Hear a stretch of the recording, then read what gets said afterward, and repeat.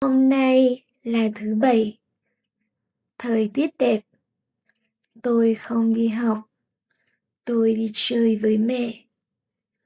Buổi sáng, tôi và mẹ đi siêu thị.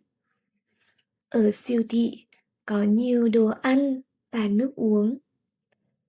Mẹ mua rau, thịt và sữa. Tôi giúp mẹ cầm đồ. Tôi thích đi siêu thị vì ở đó có kem và bánh. Sau khi đi siêu thị, chúng tôi đi công viên.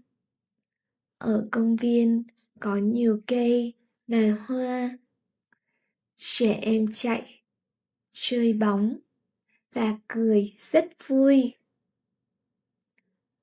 Tôi ăn kem và nhìn mọi người. Buổi trưa, mẹ con tôi đi ăn ở một nhà hàng gần nhà. Đây là một nhà hàng châu Á. Hôm nay tôi ăn cơm và cá rán. Mẹ ăn phở. Món ăn ở nhà hàng này rất ngon. Sau khi ăn, chúng tôi đi quán cà phê. Tôi uống nước cam. Mẹ tôi uống cà phê nóng. Buổi chiều, tôi đi thư viện. Tôi đọc sách tiếng Việt. Có nhiều bạn học sinh cũng đọc sách. Sau đó, tôi đi chợ với mẹ. Ở chợ rất đông người. Mẹ mua trái cây và bánh mì.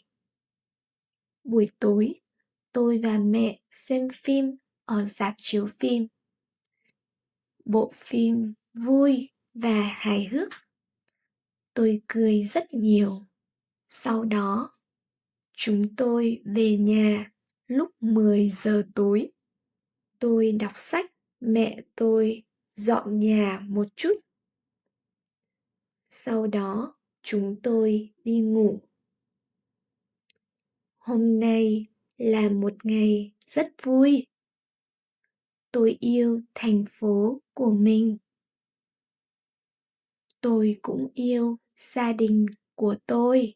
Thank you for listening to Vietnamese Slow Stories. Let's download the app for Speak to have more access to interesting stories which are useful for your Vietnamese learning.